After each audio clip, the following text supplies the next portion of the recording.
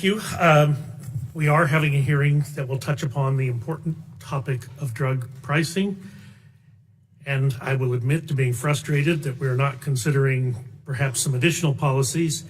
As the chairman of this subcommittee in December of 2017, I held a drug supply chain hearing with a total of 10 witnesses. The number of witnesses pushed the limits of how many individuals we could actually fit at one table. And I do recall getting some criticism from the then ranking member of the full committee, but I thought it was critical that we have someone present or someone to represent each level of the drug supply chain. Now, as evidenced at that hearing, there are a number of conflicting opinions held by the entities along the supply chain, but that does not mean that we should not listen to them. It is likely that legislation to address drug pricing will ruffle some feathers, and that is okay. However, it is not acceptable to intentionally legislate within a black box. A few of the bills before us today are bipartisan and have been previously introduced, and there are numerous new pieces of legislation. The text of the bills was not shared with the Republicans until last Monday. That, of course, does not comport with the 2-week rule that has been considered sacred for years. Not a Republican rule. This was a rule that both Chairman Waxman and Chairman Dingell held in high regard. I will reiterate what I said last week. Bipartisanship is asking for my input, not just my vote.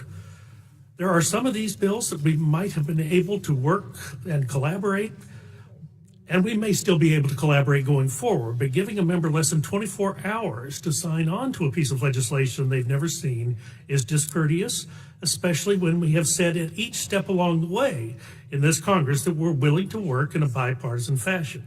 But if we don't have a seat at the table during the drafting process, you can expect it to take longer as we do our due diligence in vetting the policies.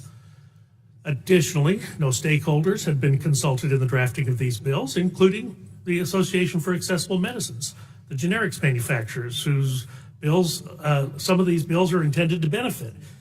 In fact, the generics manufacturers have either not commented on or opposed some of the bills that are before us this morning, and we may hear more about that later. Several of these bills had not seen the light of day outside of the chairman's staff, the members these bills were assigned to, and House Legislative Counsel. These bills have received no input from stakeholders, no technical assistance from the agencies, specifically the Food and Drug Administration and the Federal Trade Commission. As chairman of the subcommittee, I would have never thought about holding a hearing on 7 bills that were not shared with the other party until 9 days before the hearing, not to mention without the agency witnesses. It is unthinkable that the Food and Drug Administration was not invited to testify at this hearing. And these are not grab bag drug pricing issues. These are 7 pieces of complex legislation that are all intricately involve the Food and Drug Administration.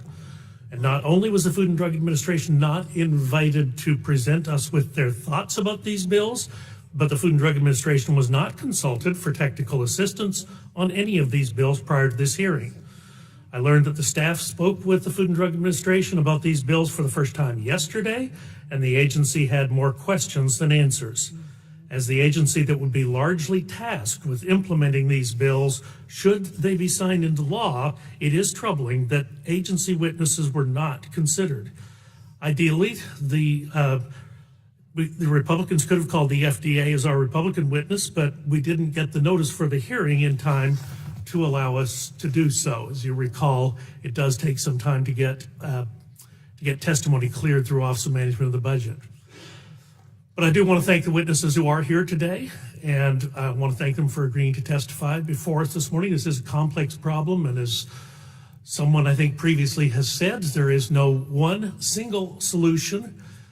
So there's no 100% solution, but there are probably 101% solutions, and if we will get to work on some of them, we can achieve some benefit for the American people. But I do, again, thank the witnesses, and I think we can utilize their expertise to, while we highlight the flaws in some of these bills, we can accentuate what's positive in some of these bills and use their input to improve upon the bills during the path forward. And I will yield back my time.